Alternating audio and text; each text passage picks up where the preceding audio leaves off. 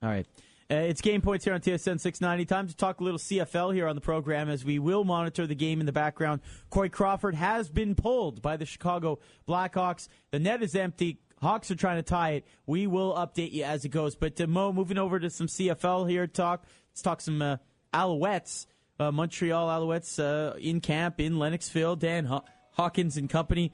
Sunday we talked with Didier Homme-Juste of RDS about how the Owls are doing things a little differently here in terms of the veterans. And then we also talked about Brandon Whitaker, how he looked maybe way ahead of schedule on his comeback from that horrific knee injury. What do you have for us tonight? Well, look, now we're slowly getting more into the systems, what they're going to implement this year. Of course, they're going to start prepping for their first exhibition game against Hamilton next week.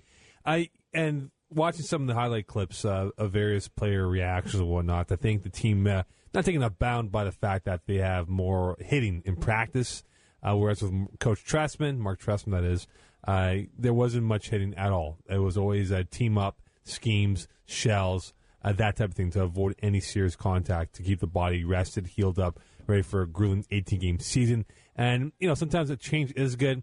But also, I think Dan Hawkins wants to put his foot down and say, listen, this is the way we do it here with I as the head coach. We don't follow, not in a bad way, but we don't follow the previous regime. We're going to do how I think should be done in order for us to win a football game or two. Now, empty net goal for L.A., so the Kings up 27.3 seconds left. They should win Game 3 here, so series is on, as they say. Mo, but one thing I wanted to ask you about, we saw last year, with the debacle that happened in baseball with the Red Sox when they brought in Bobby Valentine, a very sort of gregarious kind of individual. He was on ESPN, sort of louder, larger-than-life kind of guy. Hawkins, also coming from ESPN, different kind of guy. Is there any danger of a parallel being drawn there? Francona, much like Trestman, really empowering the players, well-respected, been in the game a long time, that sort of thing. Now they bring in Dan Hawkins. Does he have some credibility here? Is he trying to shake up things too much? How do you see things developing? That's a good comparison you bring up here, Matt. But similar thing, right? Francona, that calm coach, manager with the Red Sox. You look at Hawkins, he's that wild pickup truck, that Stone Cold Steve Austin pickup truck, right? There's your wrestling reference. Very well done, Moe Khan. You're right, though, because, again, he has to earn the respect of the CFL guys, Anthony Calvillo in that locker room, which I think he will eventually. And look, I think the first 3-4 weeks of the year could be a rough go for the Alouettes. They are playing the Stampeders and the Bombers those first 4 weeks, so it's imperative for them to at least go 3-1. If not 4-0, be phenomenal under the Hawkins regime. But if they go anything less than 3-1, where they go 2-2 or 1-3, whatever it is, some fans might wonder, well, was this the right hire? But it will take Dan Hawkins time to adjust to the CFL and the game itself, knowing the rules. And again, Mark Trestman took him a full year to understand what the CFL game was all about here. So moving ahead for Hawkins, understand the team, figuring out who his best players are. I know that Anthony Calvillo did state that 95% of the offense is completely new from last year, different from what they employed the last couple of years under Trestman. So really, it's a matter of the forefront guys: Jamal Richardson, S.J. Green, Brandon London, Arlen Bruce, Calvillo, Whitaker, Jerome Messon. These guys understanding the angles, what has to be done on a corner route. They have to cut it off. It's man to man, whatever it is. If they can pick up the offense as soon as possible under Mike Miller, the OC for this football team, this could definitely make the assimilation much easier for Hawkins to understand this game. Defensively speaking, I think the team will be okay. But again, you wonder, though, are they long in the tooth in certain positions moving forward? How much of that different offense is going to employ a running game? Because at certain times last year, it seemed that Brandon Whitaker was not used nearly as often as he should be, and that's when the offense seemed to struggle. Is Brandon Whitaker going to be used, or is he going to be the main feature of the Alouettes offense this year? Well, obviously, Steph, he won't be the main focal point of this offense because he is still recovering from that knee injury. I don't think he'll be on the opening day roster. I think they'll put him on the 9-game IR, or essentially put him on the quote unquote 1-game injury list. Go week by week with him. Obviously, Whitaker is eager to get back in there and play right away and help this football team. But you're coming off a ligament injury, which, unlike Adrian Pearson here, not many people can do what Adrian Pearson did to come back in less than 9 months and still be a dominant force. So really for this Alouette football team, they got Jerome Messon, they got Chris Jennings, they have dominant growth if they opt to keep him on the roster. But again, once Whitaker comes back in here, I think you will see a domino effect again of the running back position. They're not going to keep 4 RBs on the roster, guys who can start or potentially get plenty of carries with another CFL team out there. So Whitaker, again, will be paced along slowly but surely. But for the long-term growth of Whitaker, he can't rush himself and think, yeah, I'm ready for week 1, but really you're ready for week 7, week 8, where you'll be a lot more healthy with a full range of motion in his knee.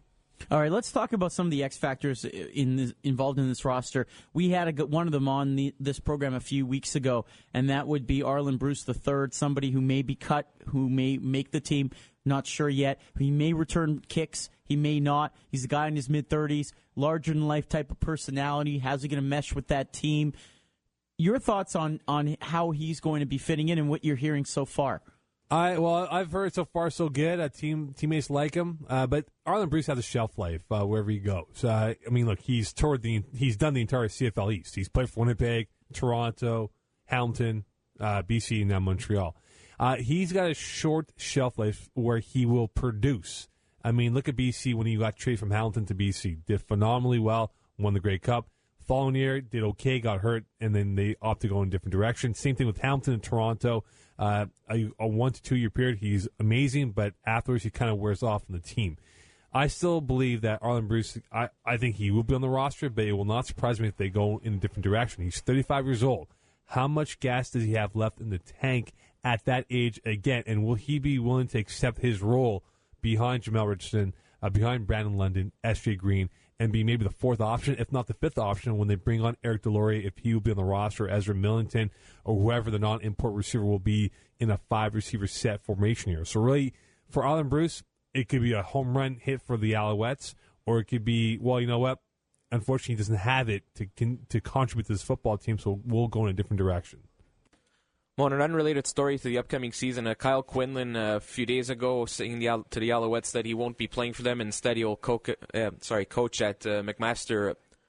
Was this a real shock for Jim Popp, given that it was such short notice, or was this kind of expected, or what exactly was the story? Well, I spoke to some people out in Hamilton about this in the McMaster's walls here about why did Quinlan go back. It's very odd because no one's really revealing too many details on why he opted to go back to McMaster. But the one thing that caught my attention was that directly no one's admitting this, but indirectly people are saying that they believe, and I think this is still a problem in the CFL, that the Canadian quarterback is still going to get the short stick of the opportunities out there. And for a guy like Kyle Quinlan, who was phenomenal the last 2 years at Mac, a lot of hype generated with him doing so well, beating Laval in the 2011 Vanney Cup, in Vancouver, and probably into another Vanney Cup appearance last year in Toronto. Some people, I think, within that camp believe that he probably wouldn't have gotten a fair shake to have a chance to be a third-string quarterback, a backup quarterback, because realistically speaking here, if he was a PR guy, practice roster guy, doesn't do him well. He's not going to get reps in camp or training or in practices. Okay, well, Mo, get better. let's cut to the chase here. You're a guy who's studied obviously CIS. You've done profiles for TSN television with the guys prior to the CFL draft. You know what you're talking about here. You've had a chance to see Quinlan. In your honest opinion, is he a guy who could have made the CFL? Is he a guy who should have gotten a fair shake? Is he a guy that was as good as any of those backups on that roster? I have spoken to multiple CFL personnel people. They believe he had the tangibles needed to play at the next level. He can make those throws that you need from a quarterback. From watching him play the last 2 years, 3 years with Mac, I think Quinlan has that potential. But the question that comes up with Kyle Quinlan, though, is that does he get flustered too much in the pocket? I mean, he's got great legs. He can get out of the pocket and create a play or run for a first down, whatever it is, though. But can he be an actual pocket quarterback and make a throw under duress? And I think Laval last year in the Vanney Cup kind of exploited him, blitzing him nonstop, and he looked flustered in that game. But we can't use that one game as the measure stick of why Quinlan can't play in the CFL. The question that comes up, though, is that is the CFL team willing to be patient with the Canadian quarterback, develop him, tutor him, mentor him to become a second-string quarterback or a third-string quarterback that will dress on a game day, not a fourth-string quarterback that's going to be a PR guy in sweats on the sidelines here. And I think that's why the CFL has to come back to this situation here with Canadian quarterbacks, because when a kid goes to Concordia or Laval or McMaster or Western or whatever it is, Calgary University, they know that beyond maybe whatever time they play, 3, 4, 5 years, whatever time they have in CIS, this is it for them. They don't have an opportunity to go play in the CFL. So really, the CFL has to implement a roster designation saying, listen, you're allowed to have one Canadian-based quarterback on your roster that will be exempt. You can develop him, tutor him, whatever it is. If you feel that he can stay on the roster, great. If not, then he gets eliminated from the roster, bring on another guy. And that's why the CFL has to encourage this with the CIS to make the quarterbacks believe that, yes, we can take our level of play to the CFL and be a quarterback at that level. If not, this will definitely discourage kids from playing that position, and they'll play another position and try to get into the CFL through receiver, DB, whatever it is. He is Moe Khan. Don't forget, he's back in about 48 hours' time for the snack late night. Himself, Jimmy G, right here on TSN 690.